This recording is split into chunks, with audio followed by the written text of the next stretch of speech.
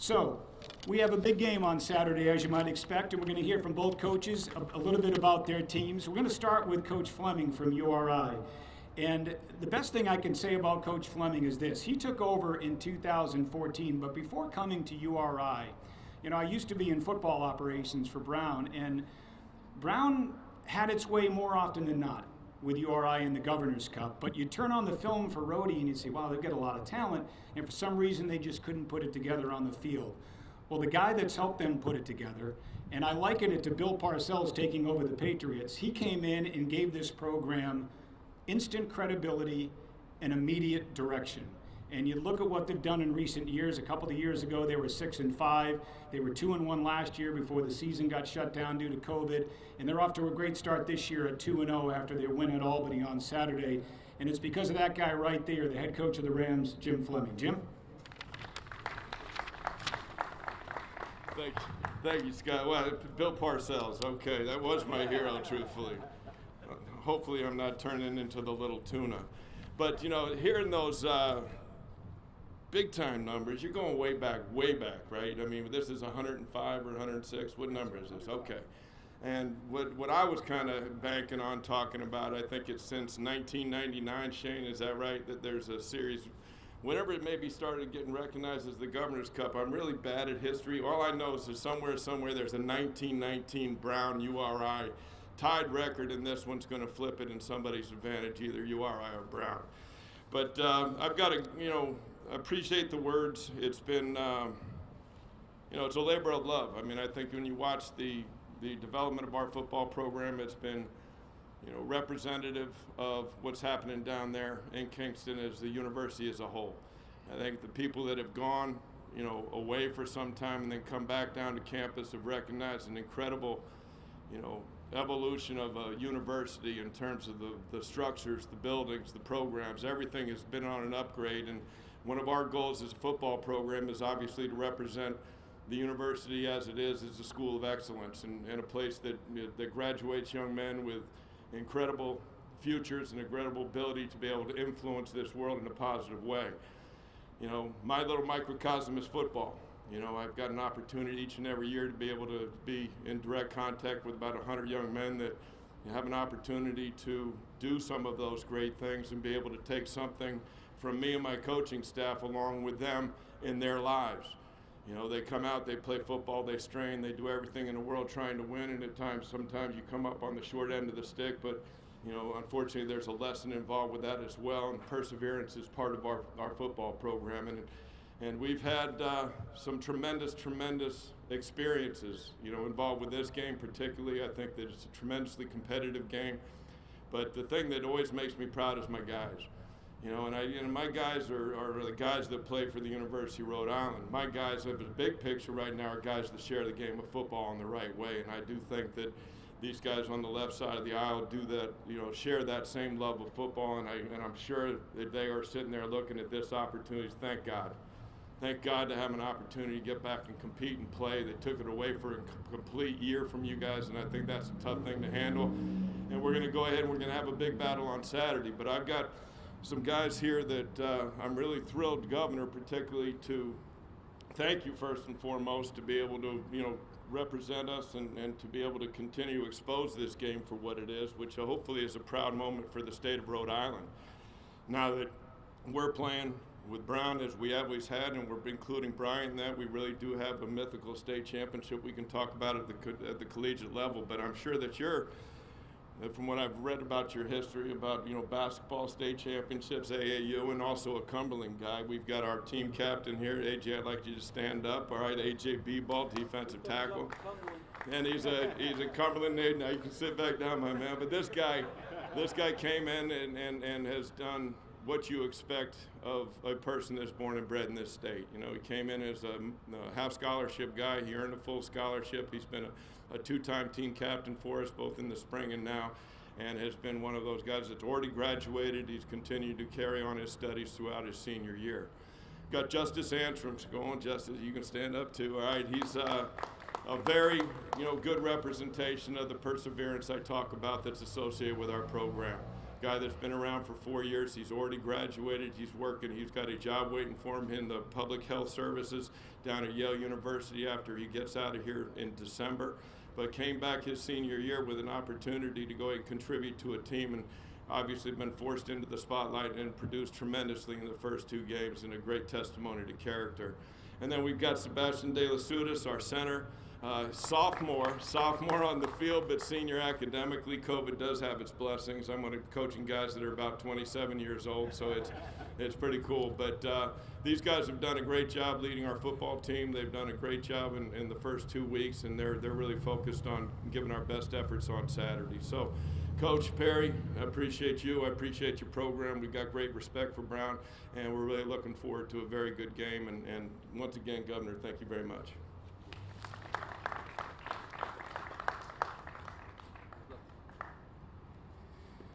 Thank you, Coach. Much like Coach Fleming, James Perry came back to his alma mater, Brown University, needing to change the culture and the spirit within the Brown football program. And he did just that in 2019. In his first year, the record will indicate that the Bears finished 2-8. An exciting win at Bryant to open the season, and they won at Columbia the second to last game of the season. But a closer look at that team and that season showed a lot of near misses against teams like Dartmouth, Cornell, Penn, etc. But more importantly, the energy, the enthusiasm, and the togetherness was back in the Brown football program, and it's all because of this man right here, Brown head coach James Perry.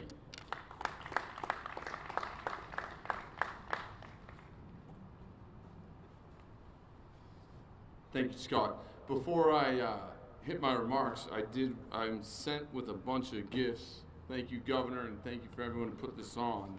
I thought a couple were really cool, and since the Governor's first Governor's Cup, we did have this made.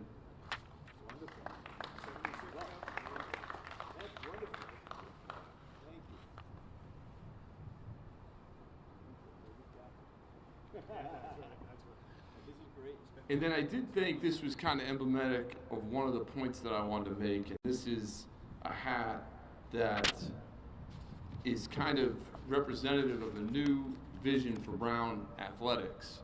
I'm really lucky. This is an exciting time at Brown. President Paxson has made a real commitment to excellence in athletics. As a piece of that, she has brought in our new vice president of the athletic division. Tremendous commitment from the very top, and our kids feel it.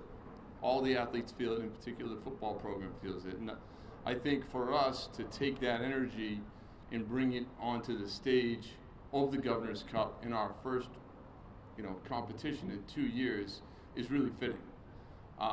For me, I have a great attachment to this game, having played in it, having been an assistant in it. I know how much it means to each and every one of the guys, whether it's from Brown or whether it's from Rhode Island. And I think I know a little bit of what it means for the whole state. I think it's a great thing, it's a special thing, and it's nice to be here with the Governor today, only a few days away from the game. Just to give you a little insight on our team, when I took over the program a couple years ago, building the roster was my #1 priority. Literally building the roster size. And we have done that. It's a credit to these kids and the support that they received. We're a much deeper and larger team. Also, we've been trying to find ways, how can we get faster? And many of the times, that just means getting in shape. How do you execute faster? And all of those things during the last 2 years have been challenged, okay? Whether it was the restrictions of COVID, where you could train, how you could do it, taking a whole season off. So when we reported in August, I was really pleased to see our team come back deeper, stronger, and a little bit faster. So I was really happy to see that, and I think the credit goes to what has become kind of like 2 senior classes. And I have that represented with the 3 guys that are here today. What I mean by that is in the Ivy League, we don't do red shirts, but because of COVID, we do have a group who took that opportunity to play their 4th year of ball here at Brown, meaning withdraw for a semester and come back. So one of our captains is here today. His name is E.J. Perry. E.J., if you could stand up. E.J. is my nephew. He's also a fifth-year player. He's quarterback for us. He took a semester off. He's come back. He's one of 12 guys who did that. And it's really remarkable for him and his classmates to look at the program, you know, the state that we were in. Those guys were 1-20 in the Ivy League, and say, I think this thing is going somewhere.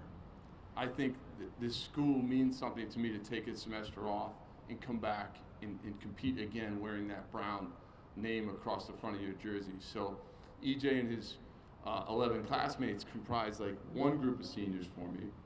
And then I have two other examples. Alan Smith, he's a running back for us. Alan is in his fourth year. He is an actual senior. In his class, he's one of our two captains. And in his class, we lean on those guys for leadership too. And I think the progress that we've made is a great reflection of the efforts of those two classes. We also have another example of a senior, Will Such. And the reason why Will is here is because as a Rhode Islander, if I ever dared not bring him to this before his senior year, I knew that the whole city of Cranston, it would be an uproar and a riot. He's a very popular guy, and I know how much, seriously, I know how much it means to him to play in the Governor's Cup, to meet the challenge on Saturday against a terrific squad. Finally, just a little bit about this particular game. Rhode Island is 2-0. They're a terrific squad. I've coached in the FCS most of my career. You know, you turn the film on, you know what a top team in the FCS, what a playoff national kind of championship caliber team looks like, having watched that film. This is the type of challenge that's in front of us. This is the type of challenge that we love to have. This is the type of team that Coach Fleming and his players have put on the field. So if there's no better way to be back after 2 years of being off than in the Governor's Cup against a terrific football team. So I look forward to it.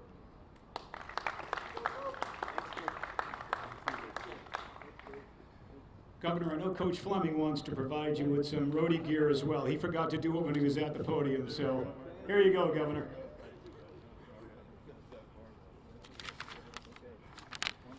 You know, Governor, I know we're here also to promote a football game, the Governor's Cup on Saturday, but as I checked your bio online, I didn't see anything about football, but it was basketball, basketball, and more basketball.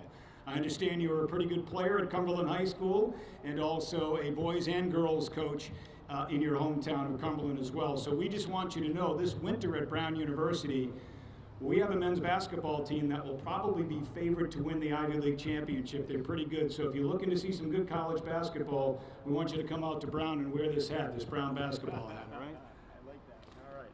That's great.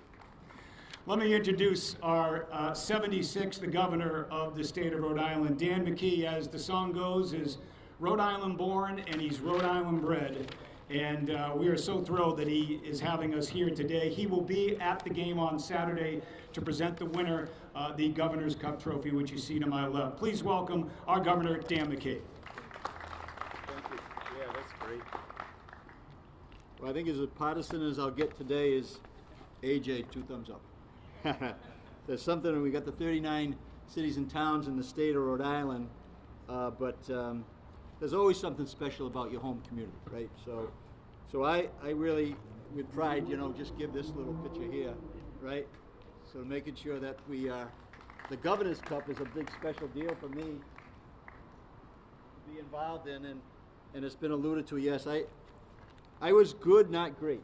So but I did get to play under a wonderful coach at Assumption College for a year, and I used a lot of those skills as we coached basketball in an AAU program that we did win 2 state championships, played in 4 national tournaments, and we ended up down at UNC and Duke at North Carolina State having our last tournament there in a select 64 team tournament. So not quite at your level, coaches, being in Division I coaching, but there's something about coaching whether you're in the, in your Boys and Girls Club or your YMCA or your local youth league, or whether you're at the top of the field as you both represent. So congratulations, and thank you for having me to be able to here today to just talk about competition and what that means, and the healthy part of that, the competition, and to have State University along with Brown University all in the state of Rhode Island, it just fills you with so much pride. It's been mentioned a few times, the sacrifices that have gone on in college over the last year and a half. You can't ignore the COVID issues. I do want to just shout out to both our universities and all our universities around the state of Rhode Island for putting up the numbers that you're putting up on vaccination. This is extraordinary to be at 95% of our college students vaccinated in the state of Rhode Island. Just imagine if without that leadership that comes from not only what you represent to your campus and your leadership on this, but also, can you imagine 60,000 young kids going to our universities right now, and we don't know whether they're vaccinated or not. And then another, depending on the number you look at, somewhere between 40 and 70,000 students coming from out of state into our universities, all in one shot, not knowing if they're not vaccinated or not. But that leadership leads you to the point where we want many, many people to show up at this game, right? This Governor's Cup, and making sure that everybody's there. And as a result of that leadership, we have been able to make these outside activities work, whether they're in the sports or whether they're in the music field. I talked about having music in Newport this summer, and I hope that everybody here, all the university students, really kind of enjoy the state of Rhode Island, not only in their roles as athletes and top Division I athletes, but also making sure that you get around the state of Rhode Island, because you mean something to the people in the state. And so I congratulate each and every player that's here. Let's make sure that we're out there with a lot of fans at this point with the Governor's Cup at Brown Stadium on Saturday afternoon, and to compete in an effort like this in terms of a state competition, it does show pride, and it shows it shows URI pride and Brown pride, and it also shows the fact that the state of Rhode Island is so proud of the examples that our coaches and our players represent, not only in our state, but as it was mentioned, this is televised game. Many people around the country are going to see this game, and it just bodes well. So as a Rhode Island, I'm just proud to have two exciting elite football teams right here in our backyard. For me, it's not about wins and losses. It's about the spirit of the competition, as I started my comments on. It's about the fact that we play by the rules, and we compete by the rules, and then we leave it all on the field in this case, leave it all on the court, in terms of the basketball. But when it's all over and said and done, it's the effort that we give and the example that we set. So congratulations to all our athletes, both at Brown and at URI, and to our coaching staff. I can't wait to be there. And with that, I'll turn that over to Scott. Come on back up.